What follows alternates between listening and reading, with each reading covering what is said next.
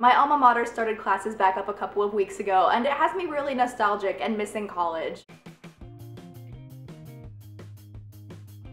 I've only been out of school a little over a year, but I really miss it. I'm still in touch with most of my friends from college, but there's just something about being in a place where there's like 200 people that you really love and they're all like within a mile of you.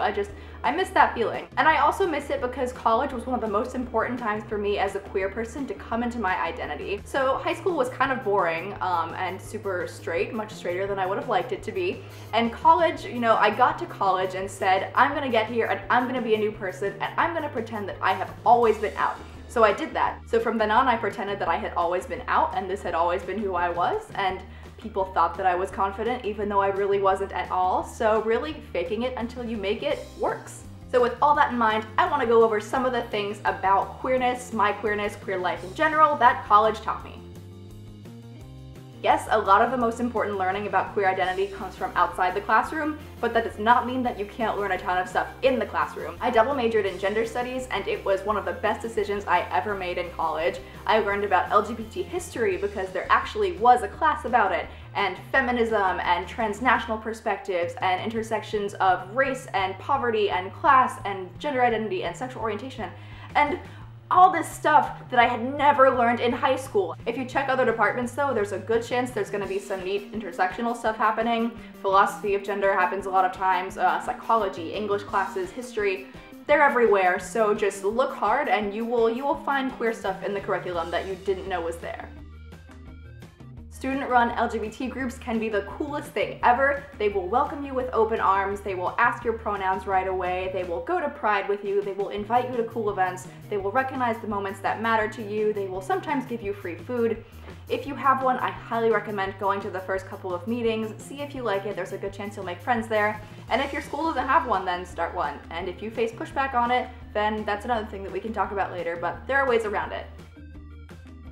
Chances are that even your friends who are not queer themselves are gonna want to learn about queer issues. Colleges are places for exchanging of ideas, right? They're collaborative, and a lot of them lean liberal, and it's young adults with young open minds, la la la, so it's a wonderful place to be. Now, I'm not saying that you should turn into your group's token gay friend, because that gets really annoying, and of course you're never under any obligation to be the voice of the queers on any certain issue. That said, if people know you're part of that community, they're gonna look to you for guidance and for information as they want to learn more about this stuff. Most people, generally want to learn new information. So take that opportunity to educate others and to educate yourself.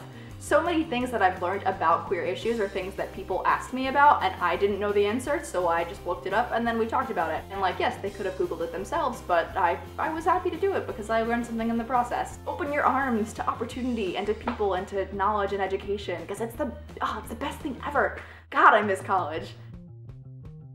It's okay for your identity to change a lot. It's okay for it to change back and forth or to just slide down a spectrum or up a spectrum. That's not how spectrums work. You're gonna meet people who identify in ways that you never thought existed. You're gonna meet people from backgrounds that are the total opposite of yours, and you're gonna learn from people who have had experiences that you could never fathom. So listen to them, and it's okay if that makes you think about yourself and think differently about yourself. LGBT resource centers are a wonderful thing. Chances are that there is one in your student center or some other administration building on campus. There is somebody there who is trained specifically in LGBTQ issues who is there to help you if you need anything at all. Go there, meet the person in charge of that program, get on a first name basis with them if you can, and generally just revel in the amount of information that's available. And if you're on a campus where that is not available, whether it's religious or conservative, whatever the case may be, find an alternative nearby. Find an LGBT community center that's maybe in the area. Find one online. There are programs out there that are just waiting for you to join. Go find them. If something cool and queer is happening in your college town, go. I don't care if it's not on campus. I don't care if you have to skip class to do it. Don't tell your professors I said that. Just kidding, go to class, class is more important. So ideally, if something is on a weekend or at a time you do not have class, then take a friend with you and go. Go to the Pride Parade, go to the protest, go to the random march that has 20 people signed up for it on Facebook. Some of my best memories are of those just like random gatherings of people, like 100 people or less, who just huddled together in downtown Chicago when it was 20 degrees outside and just talked about marriage equality or just talked about like queer justice. Those moments are so awesome. And college towns where you're like far away from home and in your new element, and again, you can pretend that that's always been your life, that's the perfect time to do that. The summary of that rambling is look for queer stuff to do outside of campus and go, and don't skip class.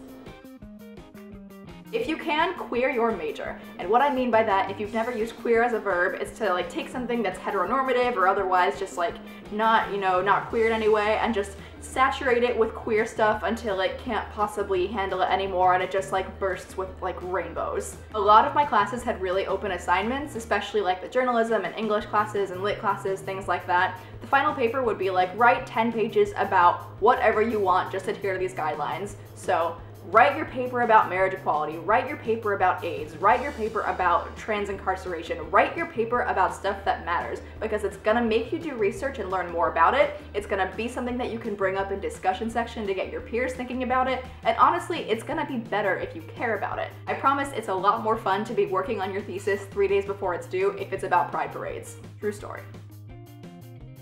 This isn't necessarily a queer thing, but it holds true for everyone. Please take care of yourself. Try to get enough sleep. I know it's really hard, but it's so important in the long run. If you're gonna party, do it responsibly. If something is too stressful for you, whether it's a class or a roommate relationship or a romantic relationship, whatever it is, get the toxic stuff out of your life. If you are struggling with something really difficult, please, please, please go to your school's counseling services.